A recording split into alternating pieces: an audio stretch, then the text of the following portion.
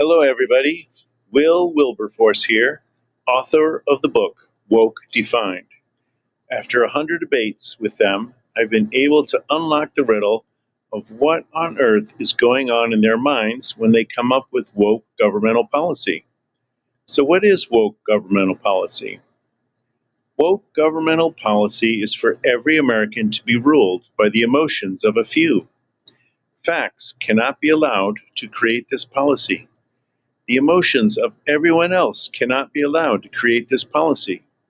In fact, when the emotions of everyone else are spoken, the woke must punish them for having those emotions. They will be punished for having those emotions by the woke communicating in their own words the following: You are bad for speaking those emotions because that is being insensitive to our emotions. So you must now obey us because you are being insensitive to our emotions. You bleeping bleep hater. It will not matter that objective facts that would stand up in a court of law show that the woke policies result in the death of oppressed people. Not one mind of the woke will be changed by those facts, because they did not build the policies that rule over you based on facts. They built those policies guided only by their own specific emotions, emotions that they demand you also have. Here's some examples: prosecution and punishment of criminals to deter crime. The woke feel bad for people of certain skin colors to be in jail. So when they become prosecutors, they stop putting them in jail, which is great for all those who have been falsely accused. But they do this so extremely, they even let the murderers out, who then go out and kill more people of the same skin color. The policy literally gets black people killed. Only their emotions matter to them. Grade school changing room policy. The woke feel bad for the maybe one boy in school who says he's a girl. They feel emotionally bonded to him. So to help him feel better, they institute a policy in the school where in the girls' changing room he will be exposing his penis when little girls are naked. It does not matter that maybe a dozen girls will be involuntarily horrified, and that undoubtedly a few who had been previously molested will get an involuntary emotional reaction that they're about to be raped again. Only the feelings of the one boy matter to the woke. All the other girls who express their feelings will be publicly denounced as basically Nazis. Only their emotions matter to them. Gays for Gaza.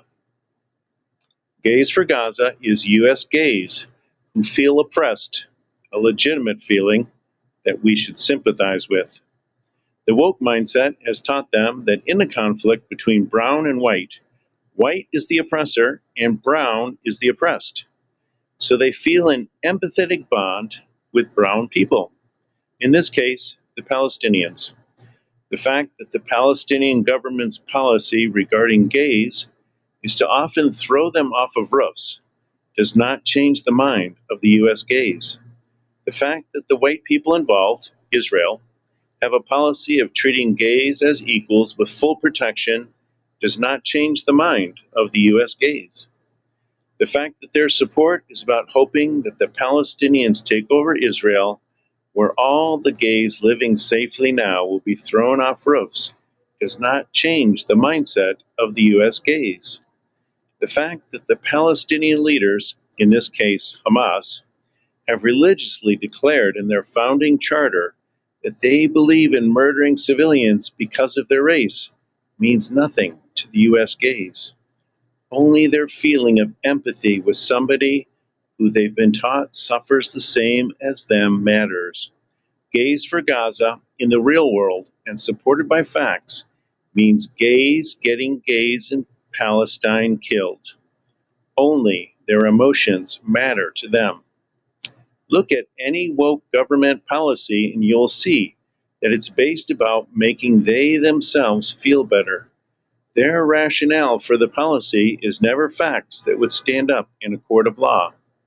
They then cover up their lack of facts with cancel culture, which is about harming people even if all they're doing is nicely speaking the facts that show that woke policies are dead wrong.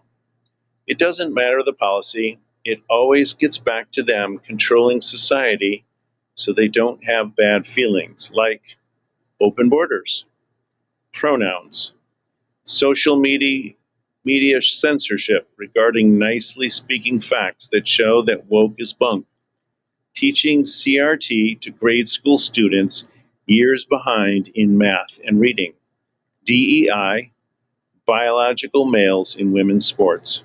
Conclusion: this writing is based on observing the woke in over 100 debates. This is how they behave and how they explain themselves while defending their positions. There's exceptions to everything I said here, but not enough to undermine the principles that I've mentioned. If you don't believe the conclusions of this writing, you can verify my words for yourself by simply engaging the woke in dialogue. Just ask them to defend one of the examples I have spoken of here.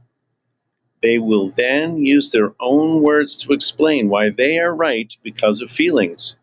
Pay special attention to the fact that they will not use facts to defend these policies, nor will they use facts to debunk the facts that you shared that show that the woke policy is dead wrong. Of course, debating them means letting them know that you have a disagreement with them. This is hazardous, since as soon as they find out that you're not in full agreement, then the abusive character assassination will begin. Them doing these things will verify what I said in this document. You will be able to witness it yourself. Try it. Then you will know that what has been written here is true. Issue after issue boils down to their feelings are prioritized over facts so extreme that they get the oppressed peoples that they say they care about killed. Are you going to let people with this set of priorities create the policies that rule over you? The answer is yes, unless you actively work to criticize the woke mindset. To escape being ruled by somebody else's feelings, please share the messages of the book Woke Defined as much as possible. On Kindle now, with Twitter updates every week. The strongest anti-woke messengers are our heroes, but they're outgunned by the more developed woke movement. This message and the research to be found in the book Woke Defined are the weapons that they need to win this war. If any of you know how to get this new messaging into their hands, that would advance our cause greatly. That would be Bill Maher, Vivek Ramaswamy, Jordan Peterson, Charlie Kirk, Amala Ekpunobi, Governor Ron DeSantis, Coleman Hughes, The Critical Drinker, Adam Post, Libs of TikTok, Trigonometry, Peter Boghossian. Thanks for liking and subscribing.